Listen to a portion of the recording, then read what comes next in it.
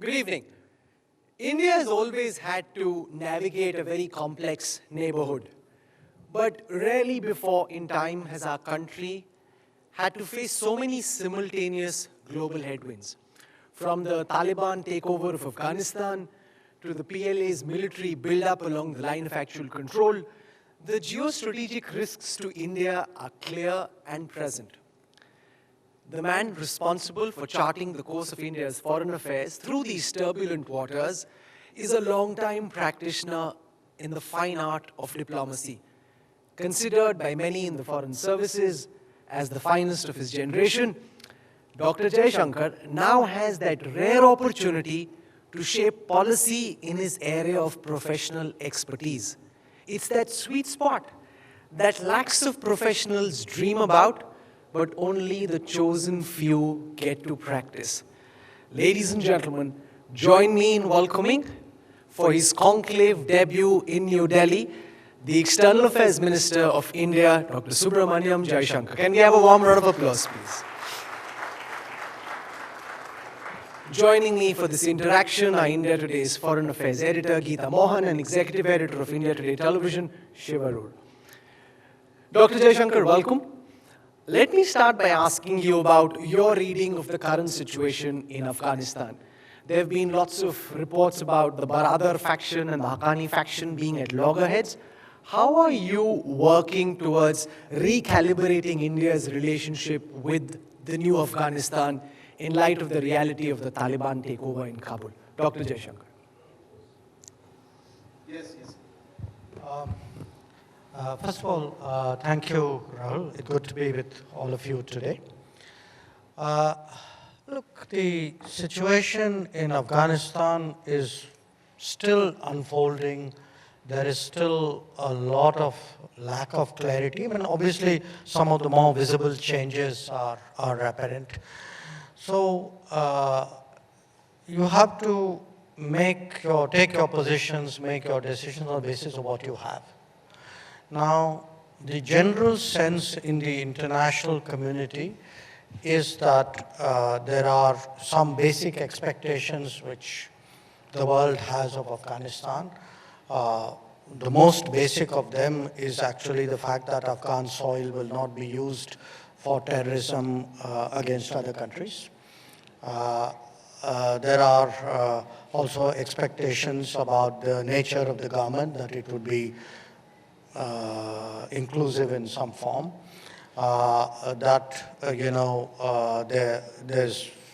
There's a view about what are considered governance standards in this day and age.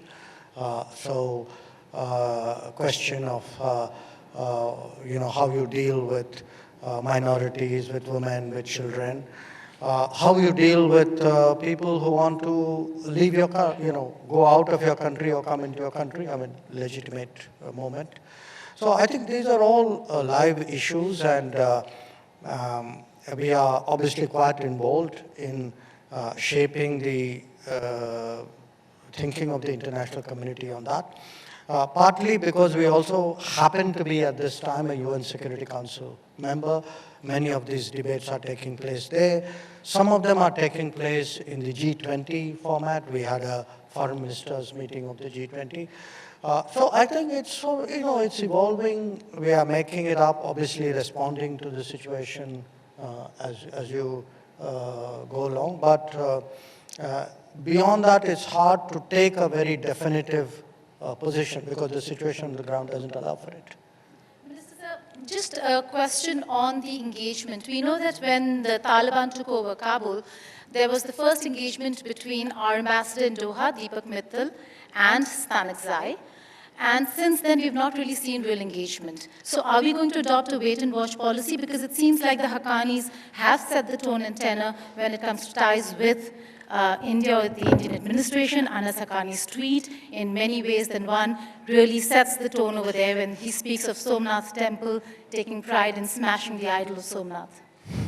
Look, we are in different businesses, okay? You are in the news business, I'm in the diplomacy business.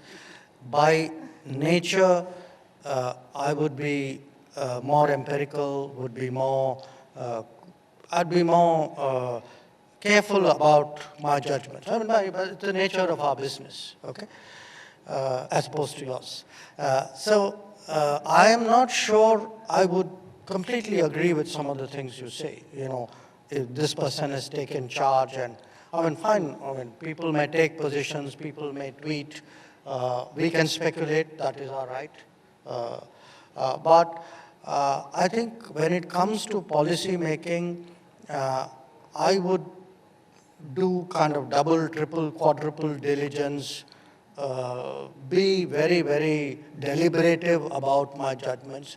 I have, you know, there's no great compulsion on me to take very sharp, definitive positions and be public about it.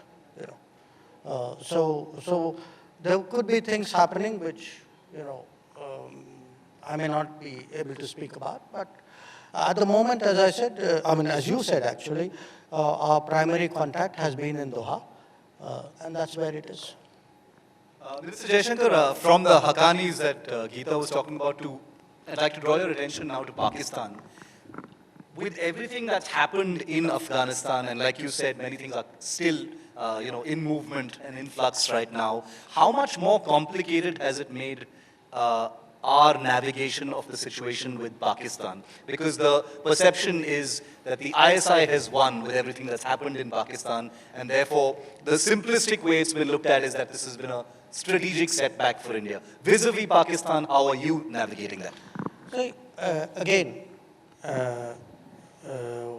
I would take the same situation and say I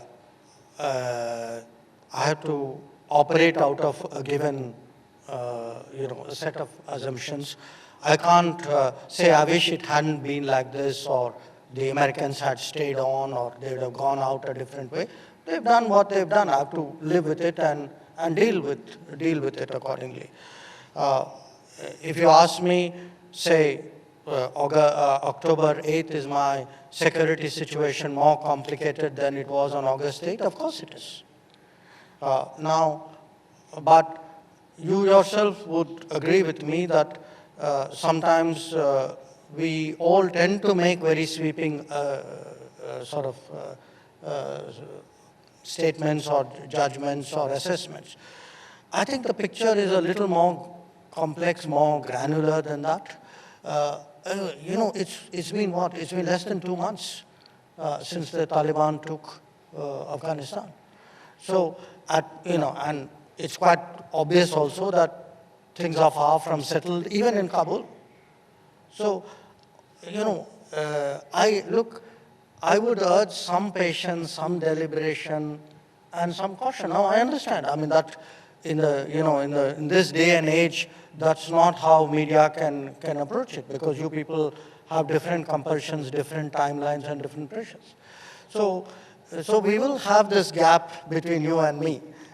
You will keep provoking me with very strong statements saying, okay, react to that. I'm not ducking it. I'm just introducing an element of, sort of practicality out there, and say, look, there are a lot of things, there are many things we know, there are many things we don't know. And I'll have to, and in some cases, we will wait for the situation to play out. Shiv is hoping that you'll bat like Virendra Sehwag.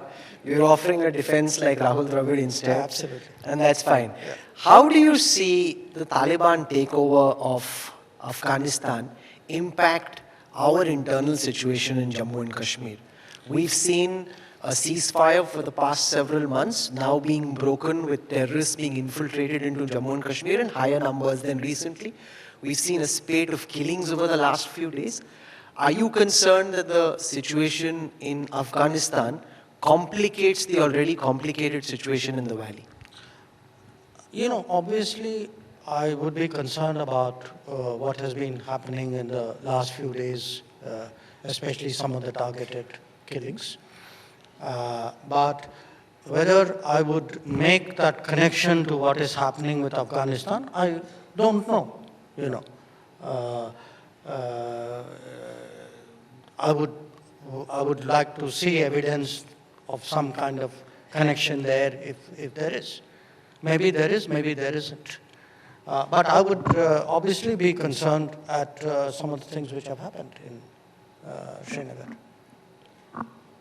In terms of the internal security itself, there are reports, not just Indian intel reports, but also the UN reporting that Pak-based terror groups now joining hands and ranks with the Taliban is a concern. Is that a real concern for India? Look, Geeta, there were a very large number of Pak nationals who you call them foreign fighters, call them terrorists. They were there. I mean, it's not something I need to say. There are UN reports which speak about them, okay, and speak about them in the thousands. Now, again, you don't need to believe me. Look at some of the debates which are taking place even in the United States, in the Congress, congressional hearings, questions being asked saying what was the role of Pakistan at this point of time in that situation. And you've seen the responses from the American administration, which are very telling. So things are happening there. I mean, the role of Pakistan in what happened in Afghanistan is not a secret. I mean, it is very, very public. It is more public now because even they now speak about many of these things. So obviously that is a concern for the entire neighborhood. I mean, for the whole region. Minister Jaishankar, staying with Pakistan for a moment, there's been a ceasefire, between the two sides since February this year. The ceasefire violations themselves, as a result, have gone down, but there are still infiltrations happening. Dialogue hasn't been happening between the two sides for a while now. Could you give us a perspective of your vision of when you think things might sort of get back on track? We know about a probable back channel and things like that, but is it something that's foreseeable, sir? India and Pakistan talking to each other again? By the way, I mean, the sense we don't talk is a bit exaggerated. They have an embassy. We have an embassy. I mean, our foreign ministry talks to the embassy, their foreign ministry talks to our embassy. So it's not like there is no communication. I mean, diplomats have continued to do what diplomats are supposed to do. I think the issue which you are, in a sense, pointing to was the fact that previously there was a beyond the routine diplomacy engagement on a certain set of issues. Now, this is not new. Some years ago, 2016 to be precise, the starting from Pathankot and then culminating at Uri, events went in a direction which made it very difficult to continue with that particular mode of engagement. And at the end of the day, there is a big question which all of us need to ask ourselves. When you say, when do you see that coming back? You tell me, when do you see Pakistan becoming a normal country?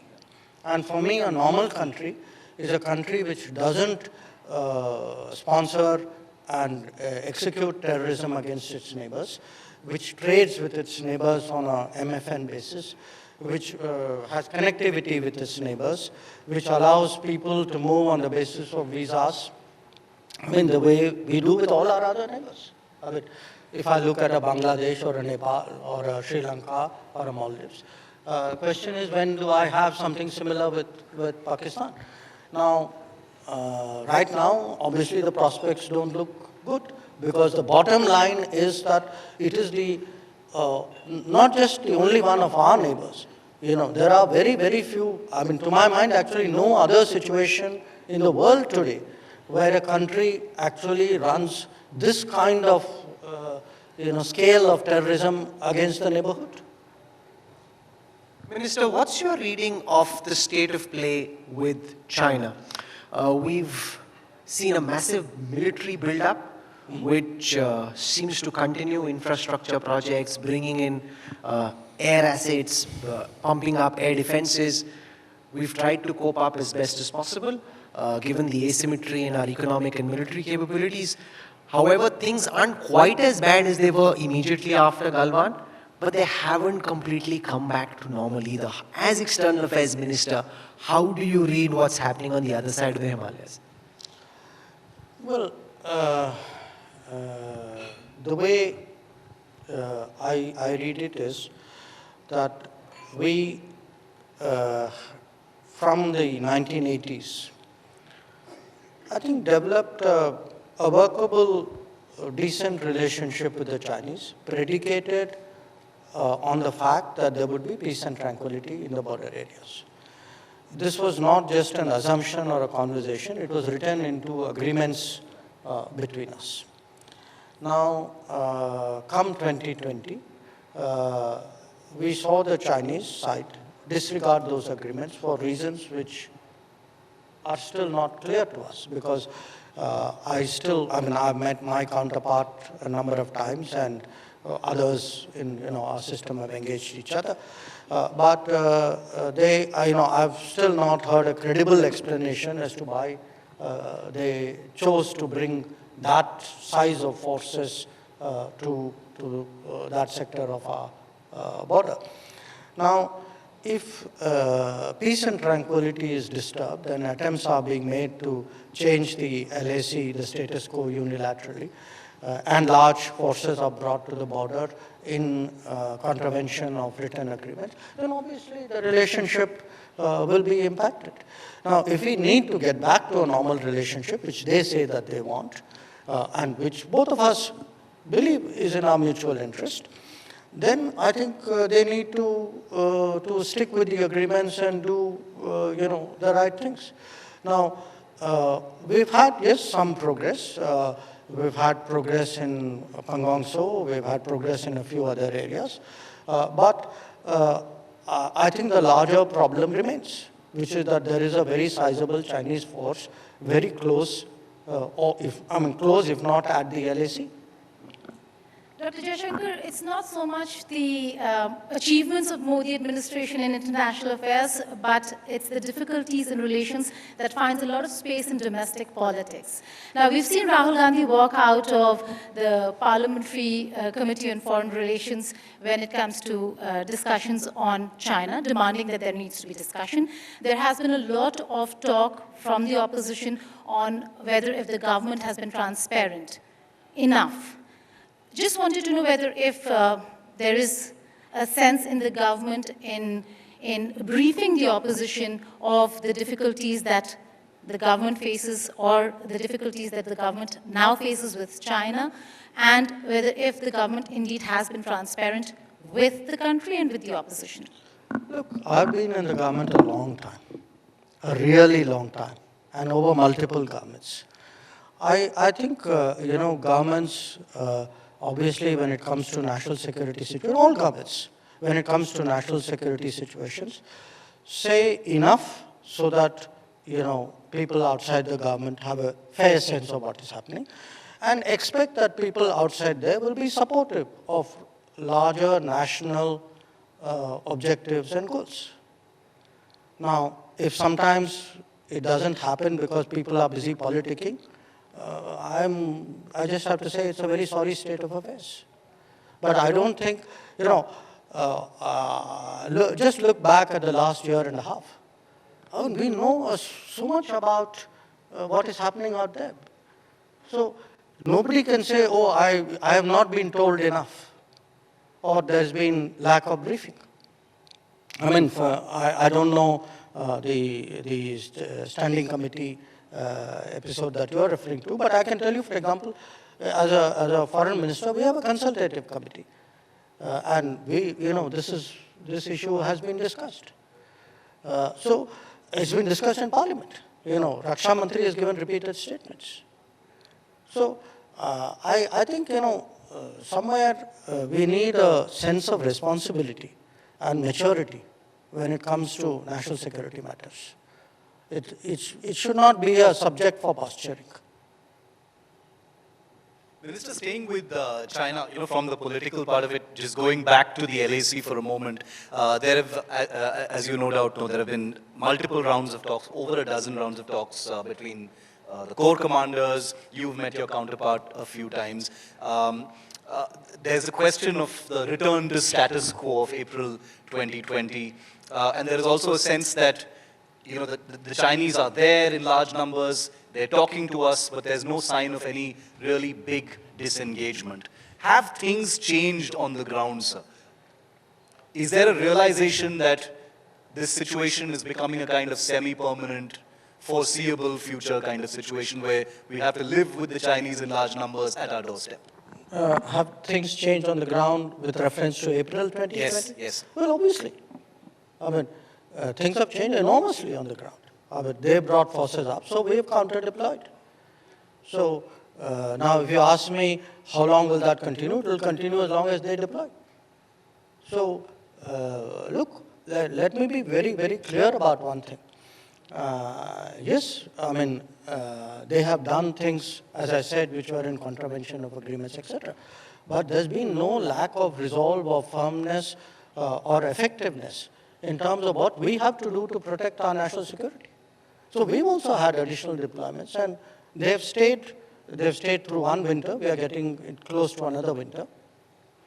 So I have every confidence that the Indian Armed Forces will do what they have to do to protect this country.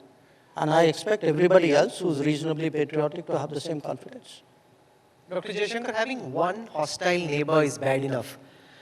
At this moment, we have the PLA amassed along the LAC.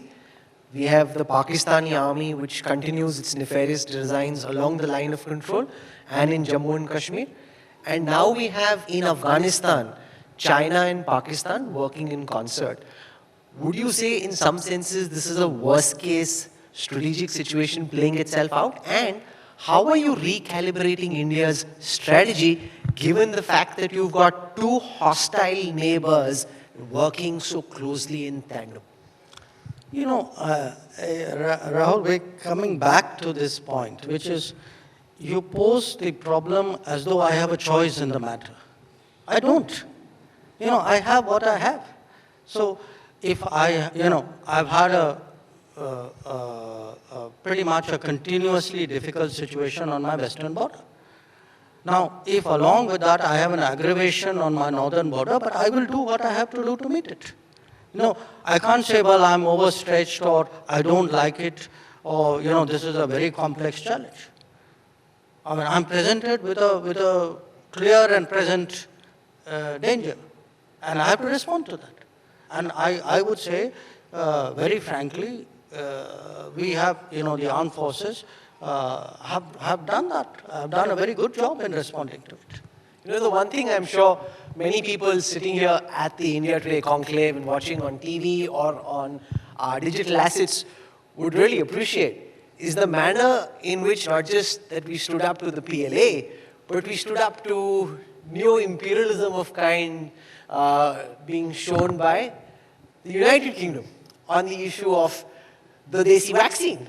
The same vaccine, when they're administering to their citizens, to others, they think is good enough for them to be allowed to travel the world over. And when India administers the Covishield, somehow they had a problem. And that's, really a sign of a new, assertive India saying, okay, you don't let me in, I don't let you in, now you're quarantined as well. Well done, Dr. Jaishankar. Well, thank you. I just think it's a sensible India. I mean, what else would you do? I mean, to me, this was a problem which shouldn't have arisen in the first place. So we did what we had to do, and I'm glad we've sorted out the situation. And I had a very, very cordial talk with my counterpart this afternoon. I hope both of us agreed that we should find ways by which travel happens more freely and naturally and without quarantine between our countries. So that's where it is. Just shifting focus to the United States of America, we're looking at an entirely new theater. That's the AUKUS. We know Prime Minister Narendra Modi went to the United States of America. The Quad Summit was a great success. But how do you see the Quad vis-a-vis AUKUS, which is a military alliance, and it is very openly says it's a counter-China alliance? Well, look, I'm not part of AUKUS, so what AUKUS says doesn't say it's for them to decide. My understanding of it is a large part of it derives from a particular capability, which is an Australian submarine capability, and whatever discussions the concerned countries have had about enhancing that capability. But very frankly, I don't see a particular connection between any of that and the Quad. I mean, first of all, two of us in the Quad, Japan and us, I'm not, not involved in it. Secondly, a lot of Quad countries, two of them or one of them sometimes have other relationships, other trilaterals or quadrilaterals or other organizations. So it's not that there's any understanding that the four Quad countries only deal among themselves. Everybody deals with everybody else. I mean, we ourselves have a trilateral, we and Australia with Indonesia. We have a trilateral, we and Australia with Japan. In fact, interestingly, we in Australia have a trilateral with France, okay, which was supposed to meet in New York, which didn't. Look, today the nature of diplomacy has changed. This combination of countries is sitting together and figuring out how best to advance their interests and address their concerns. This is getting more and more routinized. This is evolution of the international order, partly because we are moving away from the bipolar and the unipolar world. So even the United States, finds it useful to work with other countries, and obviously other, lesser powers even more so. The fact is also that the reality of the strategic landscape, multilateral solutions and initiatives are not readily available. So I think to some extent, the UN is gridlocked, it is anachronistic, it's often not there. So when you have that situation, but the problems are still real and pressing, I think countries have just decided, okay, we'll go find our own fix. And this is one of those cases. Minister, you've been at the very tops of India's official machinery, and now you're the minister. Very curious to know, and I'm sure a lot of other people are as well, if you could give us a little bit of insight into how the machine sort of recalibrated itself from a Trump administration to a Biden administration. We all know what the Trump administration was like. Yeah, I just want to know, how is it dealing with Trump, and how different is it dealing with a President No, Biden? our machine or their machine? Ours. Our Yes. machine. Okay. Look, And your ministry in particular. Sure. No, that's the machine Yes. which we're talking. It's the nature of our business to adjust to whatever is out there. Okay. I mean, if you have a Trump administration, you obviously study the Trump administration, dissect it, figure out who are the players, what makes them move, how do you make your pitch, what are their sensitivities. So it's, in a sense, a universal proposition. I mean, diplomacy is about studying foreign governments, countries, administrations, and figuring out how to get your work done. Now, I quite take your point that there's a contrast between Trump and Biden. You study it and decide how to adjust your, your working methods and your agenda and your articulation and, in a sense, your tactics. Is it a fair assessment from the outside that the Modi government would have been more comfortable continuing to work with the Trump administration than it is working with the Democrat administration, which wherever it gets an opportunity, likes to raise issues sometimes which the Indian government or the ruling party doesn't find very happy to have to engage with? No, look,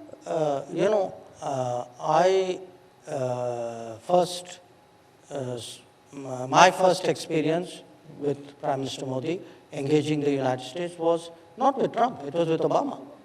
Okay? Now, I want you to go back when Trump won the election.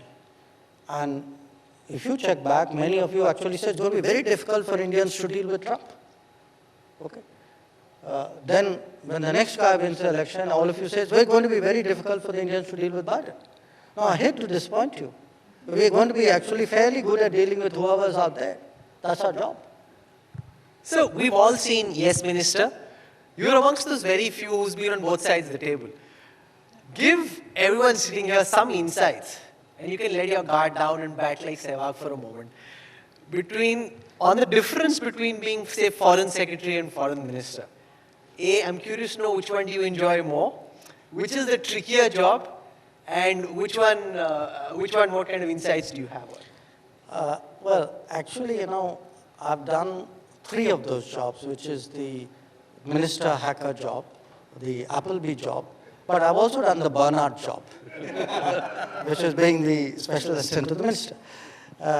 Now, if you refer to yes, minister, and then tell somebody, let your guard down, the Appleby in me comes out, So, look, it's a different role, it's a different kind of, I would say, in a sense, a different mindset. To me, the big change was once you are political, once you're a minister, you are actually less departmental. You have a much greater exposure to the bigger picture. For starters, for example, when you sit in cabinet meetings, you have a full 360 view of the government, all the departments, what are the concerns. So you tend to see your own responsibilities in that light. Whereas if you are a secretary of a department, however enlightened you are, at the end of the day, you are very much, I won't say a prisoner of your department, but a champion of your department. So it is a difference. It is a difference it is an evolution in a way. Obviously, if I didn't like it, I wouldn't be doing it. Which one did you enjoy more? I always enjoy most what I'm doing currently. See, that's the advantage of being a diplomat. Not one comma, full stop out of place. You can't get him swishing outside the off stump and get him caught behind. That's not going to happen. Just one question again on your personal experience. Is there anything as a diplomat that you would have changed in terms of your minister in the past, of decisions taken that you thought you could have done differently now that you're a minister? I've never thought about it that way, but I do want to tell you that, and I say this particularly of recent times, look, good ministries, good government in a way, runs very much on the basis of the minister and the secretary sort of working as a team. And when I was foreign secretary, I had Sushma ji as my minister, and we got along very, very well. You cover the beach, so you've actually seen it. Foreign policy being what it is also in all countries. Foreign policy today very much involves the executive head of the government. So the prime minister in our country is also very deeply involved. And as we get bigger, more capable, more global, that is something which is natural. It's not unique to us. In every country, every society, that has happened. So I would say almost, it's not like you do something as a secretary which you don't know as a minister, or it's a very, very collaborative kind of decision making by very nature. Or at least everything important tends to be, by definition, very, very collaborative. So maybe when I look back, not really. I think I'd be quite pleased with what we did. A very collaborative partnership, but if I could ask you, Minister, were there any things that you didn't expect when you became a minister? Were there any surprises? Did you find that there were certain things that looked different when you were foreign secretary, but you had a completely different perspective about in terms of the machinery when you're minister? Well, first of all, I didn't expect to become a minister. So, that was the first surprise. When I did, look, I had one great advantage. Okay, to be minister of a department which you have kind of grown up in is a huge advantage. And especially so in our case because, the foreign service is a one ministry service. Okay, I've worked in some other places outside, but by and large. So you know your organization, very, very well. I mean, it's actually, you've come up that organization. That's an enormous advantage. Now, the downside of that is you then also need to liberate yourself from the day-to-days of that organization.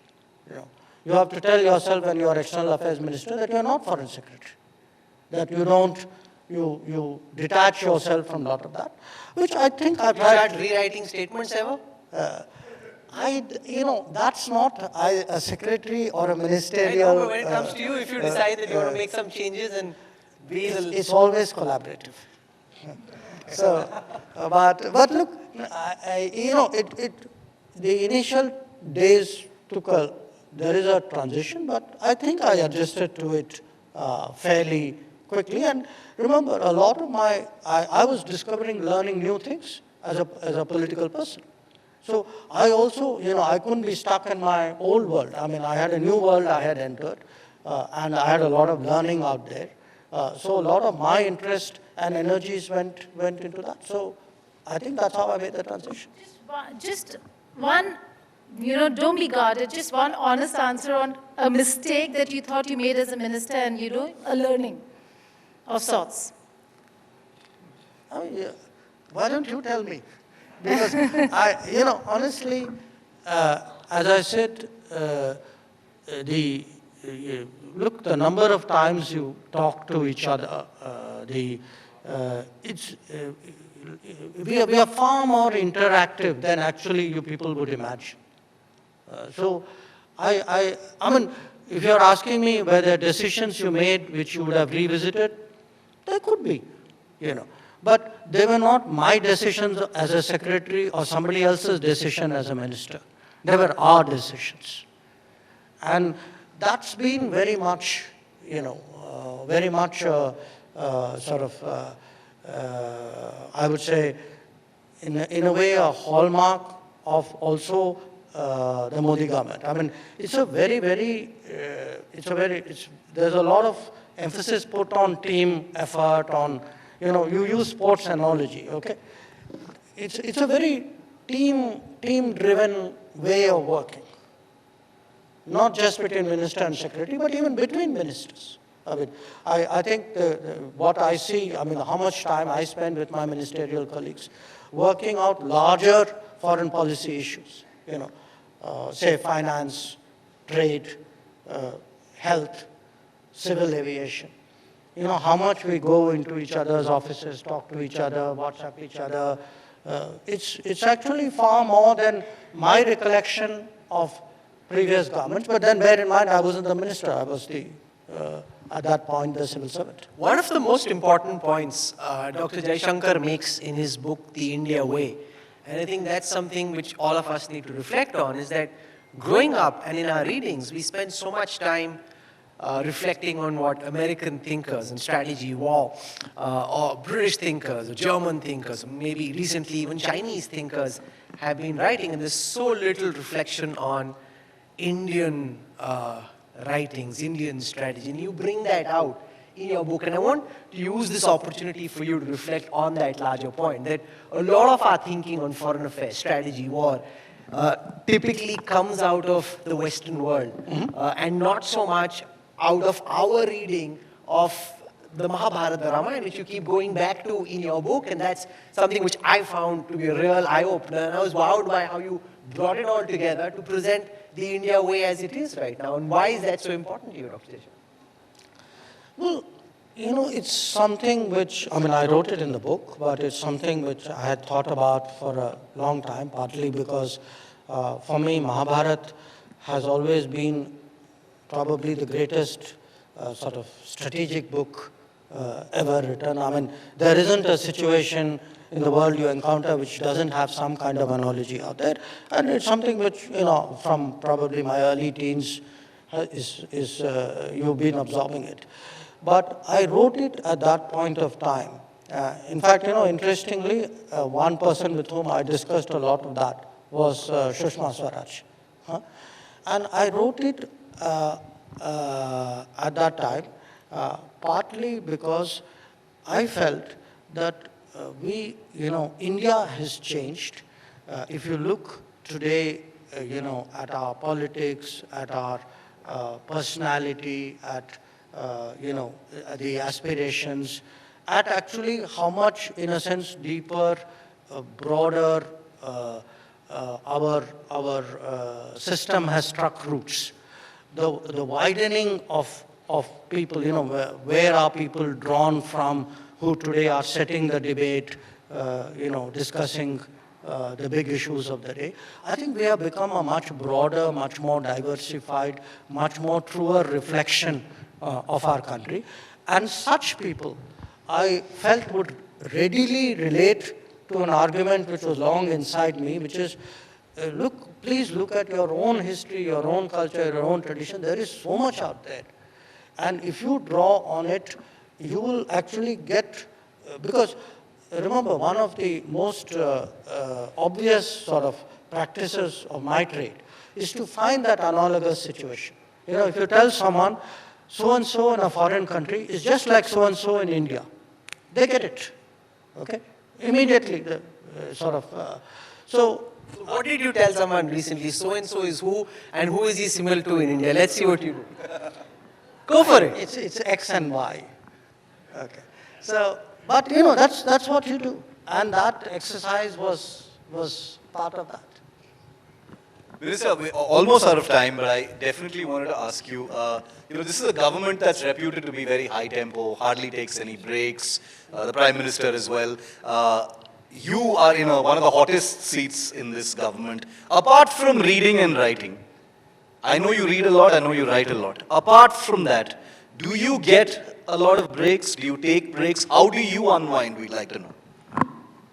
Breaks like, you mean off days? Off days and to relax. What are you talking about, Shiv? What's that? No, look, I think today there's so many things happening in the country, around the world, that even if somebody gave you an off day, you wouldn't take it, because you would have stuff to do, you'd be involved in it. So, I do all the things which normal people do, I take a walk in the morning, I play some sports. He beat you at squash, Shiv. He beat you at squash even now. Yeah. One last question, sir. We spoke of the India way, the Mahabharata, the Ramayana. I want to take you to Chinese military texts and strategy. And I'm very curious to know from you, because if you read Chinese texts and strategy, they talk of, the warring kingdoms talk of two scenarios. One is power that is rising, and I refer to modern day China, which believes its time has come and therefore starts asserting itself over neighboring kingdoms. The other is the most fatal mistake a power can make. In its rise, it believes it's risen sooner than it actually has. That leads it to make fatal errors. And I draw you now to what's happening between China and, say, India along the LAC, which leads to counterbalancing between other kingdoms. In the modern context, say India, America, Australia, Japan, coming together as a counterbalance force against the rising superpower. And I want you to look now into the future and tell us, 30, 40 years from now, would China have made the fatal mistake of the warring kingdoms of having believed that its time has come before it actually did? You'll only know that answer 30, 40 years from now. No, first of all, as India, I have a bigger aspiration and frankly a bigger existence than be just counterbalance to other people, okay? I have my own interests and how I'm going to pursue it, and often that may lead me to make some decisions which would be in concert with others. In some cases, it may not be. So, implicit in your question was, a kind of, are you part of a larger strategy of counterbalancing? I don't think that is the case. I think India, there is a rise of India. Okay, I still argue, in the initial stages of a rise of India, but the rise of India may happen at a different speed, with a different dynamic, in a different nature, but I think 30, 40, 50 years from now, people will look back and say, okay, these guys also did something phenomenal in their rise. So I wouldn't reduce, ourselves to that. in terms of, what China does as a historical proposition, I don't think it's just in the Chinese history. I mean, I think it's in fact, an example which is much more quoted is that of Germany. That, could Germany, if you were to ask a hypothetical historical question, could Germany have Wilhelmine Germany handle the First World War very differently? That you actually had what was the strongest power of its times, which went and united a whole lot of other countries by their behavior. So there are examples. There are also examples of countries who have been very successful in managing the rise. The United States is one. The beauty of history is you pick the examples you want to do. So eventually political science determines which part of history you like. So I would be a little cautious on that score. Very rarely do you have, as Foreign Affairs Minister, a practitioner with whom you can have a deep conversation about Chinese military text or the Warring Kingdoms or even German military history. And that is just fantastic, and that's really good for all of us as Indians to have, whether we agree or disagree with some of what you did, but to have someone as accomplished as you at the wheel of India's foreign affairs. This is the first time you've come in real life to an India Today conclave. You've shared some really sharp insights with what's going on in your mind and how you're calibrating India's foreign policy, and we deeply appreciate you having taken our time. Can we have a very warm round of applause for India's Foreign Affairs Minister, Dr. Subramaniam Jaishankar. It's been an absolute privilege and a pleasure listening to you over the last 45 minutes. Thank you, sir. Thank you, Minister. Once again, ladies and gentlemen, do put your hands together. A warm applause as I call upon Mr. Nazib Arif, Executive Vice President ITC, to come up on stage and present a very small token of our appreciation to the Minister.